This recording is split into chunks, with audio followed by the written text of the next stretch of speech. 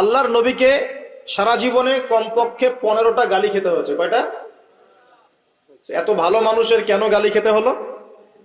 যিনি সবচেয়ে শ্রেষ্ঠ চরিত্রের অধিকারী, তাকে এতগুলো গালি কেন খেতে হলো?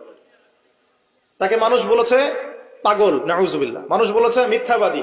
মিথ্যাবাদী না, কাযযাব, মানে মহা মিথ্যাবাদী। কাযিব না, কাযযাব, মহা মিথ্যাবাদী। মানুষ বলেছে মাজনুন, পাগল হয়ে গেছে। মানুষ বলেছে সাহের, জাদুকর।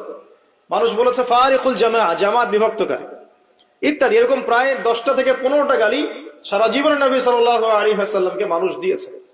সবচেয়ে শ্রেষ্ঠ মানুষকে কেন গালি খেতে হলো? নবী যদি সারা জীবন সৎ কাজে আদেশ করতেন, কেউ কি তার বিরুদ্ধে দাঁড়াতো কখনো? বলেন।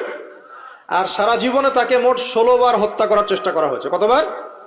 কাবা ঘর যেদিন বিজয় হয়েছে, মক্কা বিজয়ের দিন, নবী সাল্লাল্লাহু আলাইহি ওয়াসাল্লাম তাওয়াফ করছেন। এই তাওয়াফ করা অবস্থাতেও একজন চাকু দিয়ে হামলা করার চেষ্টা করেছে, নবী ধরে ফেলেছেন। আরেকদিন নবী সাল্লাল্লাহু আলাইহি ওয়াসাল্লাম দেয়ালে হেলান দিয়ে বসে আছেন, বনু নজির গোত্রে। ছাদের উপর থেকে পাথর ফেলে তাকে হত্যা করার চেষ্টা করা হয়েছে। আরেকদিন নবী সাল্লাল্লাহু আলাইহি ওয়াসাল্লাম হিজরত করে যাচ্ছেন মক্কা থেকে মদিনায়। 100 উট দেয়া হবে যে নবীর মাথাকে নিয়ে আসতে পারবে জীবিত অথবা মৃত, ঘোষণা করে নাই? 100 উট কি কম কথা মনে করেছেন? 100 উট দিয়ে এখন একটা জেলা কিনে ফেলা যেতে পারে। হয়তো বেশি বলে ফেললাম নাকি ভাই? এত হবে না হয়তো। 100 উট মানে কিন্তু অনেক কিছু।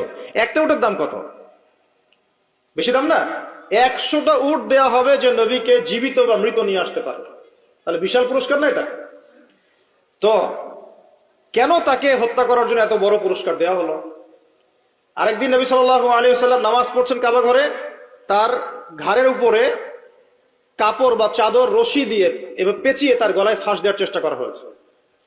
আর এটা তো আপনারা জানেনই যে নাড়ি ভুড়ি চাপিয়ে দেওয়া হয়েছে ঘাড়ের উপরে।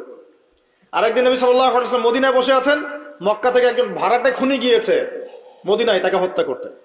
চাকু তরোয়াল ভিতরে ছিল, নবীর সামনে গিয়ে বসেছেন। আর আল্লাহ পাক তাকে ওহীর মাধ্যমে জানিয়ে দিয়েছেন এই ব্যক্তি কেন এসেছেন। সুবহানাল্লাহ, আল্লাহ পাক ওহীর মাধ্যমে আগেই জানিয়ে দিয়েছেন এই কেন এসেছেন। নবী সাল্লাল্লাহু আলাইহি ওয়াসাল্লাম হাসছেন আর বলছেন কি, মক্কার হাতিমে বসে বসে আমাকে হত্যা করার পরিকল্পনা করেছিলেন?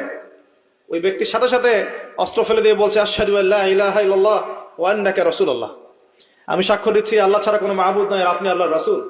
এই কথা তো আমি আর সেই ব্যক্তি ছাড়া কেউ জানে না। নিঃসন্দেহে এই ব্যক্তি রাসূল, যাকে আল্লাহ পাক জানিয়ে দিয়েছেন। ওই ব্যক্তি মুসলমান হয়ে গেল, আলহামদুলিল্লাহ। এরকম প্রায় 16 বার নবী সাল্লাল্লাহু আলাইহি সাল্লামকে মানুষ হত্যা করার চেষ্টা করেছে। কেন? যদি সারা জীবন তিনি ফজিলতের কথা বলে বেড়াতেন, সৎ কাজের আদেশ করতেন, মানুষ কি তার শত্রু হতো? যখন তিনি সৎ কাজে আদেশের সাথে সাথে অন্যায় নিষেধ করা শুরু করেছেন, তখন মানুষ তার শত্রু হয়ে গেছে। আর আপনি আমি যদি এই যুগে ওই দাওয়াতি কাজ করতে চাই, একই পরিণতি বরণ করতে হবে, কোনো বিকল্প কিছু নাই। আর হ্যাঁ, যদি আমরা গোলালু মার্কা দাওয়াত শুরু করি, মানে সব তরকারি দিয়ে চলে, যখন যেখানে যাব সেই রূপে দাওয়াত হবে, তাহলে জীবনেও কোনো সমস্যা আসবে বলে মনে হয় না। তো ওইদিকে ভিতরে না যাই।